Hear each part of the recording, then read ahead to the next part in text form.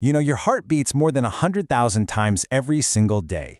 It's this relentless engine that's been perfected over millions of years of evolution. It's an incredible story of survival, of adaptation, and frankly, some amazing biological engineering. So let's dive into that journey, from its super humble beginnings all the way to the high-tech future of cardiology. And that really brings us to the big question we're tackling here.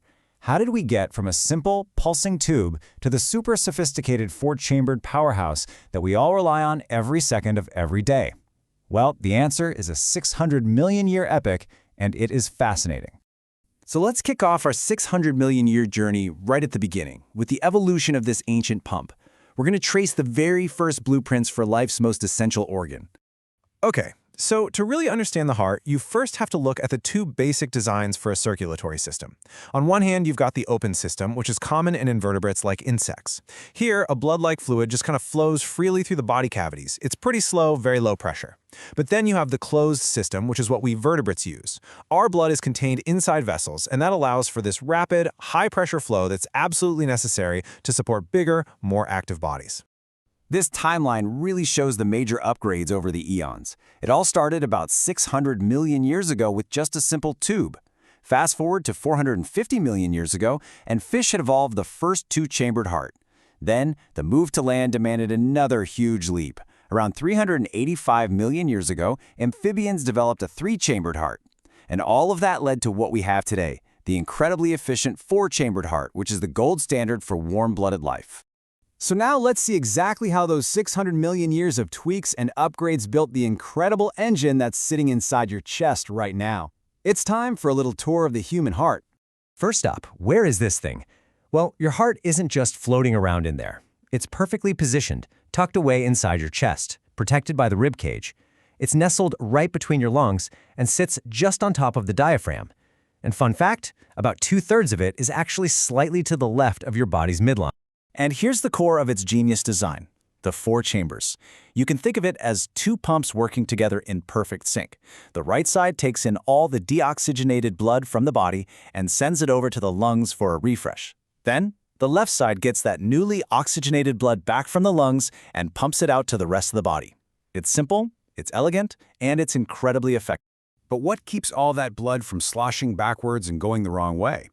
The answer is four brilliant little one-way doors or valves. They're called the tricuspid, pulmonary, mitral, and aortic valves. With every single beat, they open and snap shut, preventing any backflow and making sure the whole operation is super efficient. They really are the unsung heroes of every heartbeat. Now this is amazing. The heart actually generates its own electricity. The whole thing kicks off in what's called the sinoatrial node, or SA node for short. Think of it as the heart's natural pacemaker. The signal starts there, zips across the top chambers, hits a relay station, and then shoots down through the bottom chambers, causing them to contract in this perfectly coordinated rhythm. It's its own little power grid. And all of that comes together in what we call the cardiac cycle, which is basically just one heartbeat. First, the top chambers, the atria, contract to give the ventricles a final top-off of blood. Then, the big one. The ventricles squeeze powerfully, sending blood rocketing out to the body. And finally, everything relaxes and the heart refills for the next beat. The wildest part? This entire sequence happens in less than a second. Okay, so we've got the mechanics down, but let's connect this to our actual daily lives. Because how we choose to live has a huge, profound impact on this incredible engine. I mean, this comparison really says it all. When you're active, you strengthen your heart. That leads to a lower resting heart rate, a stronger muscle, and lower blood pressure. On the flip side, an inactive lifestyle means you have a weaker heart that has to work way harder just to do its job. And that seriously increases your risk for problems like high blood pressure and even tachycardia, which is when your resting heart rate is over 100 beats a minute.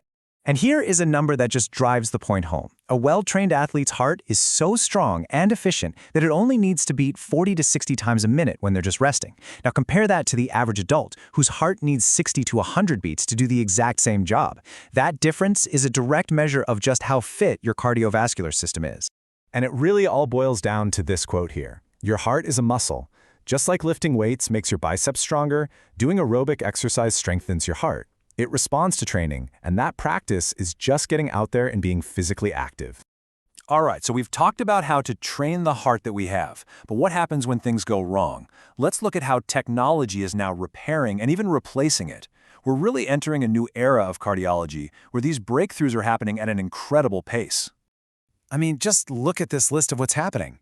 We're talking about AI that can spot hidden heart disease that doctors might miss, safer treatments for common rhythm problems, advanced artificial hearts, and even drugs that were originally for diabetes are now showing huge benefits for heart health. It's a really exciting time.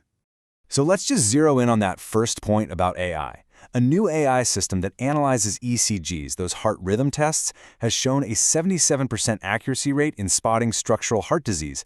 That's compared to 64% for human cardiologists. It is already identifying thousands of cases that were previously missed. For early detection, this is an absolute game changer. And what about a heart that's just beyond repair? Well, this is the BiVACOR Total Artificial Heart. It is mind-blowing.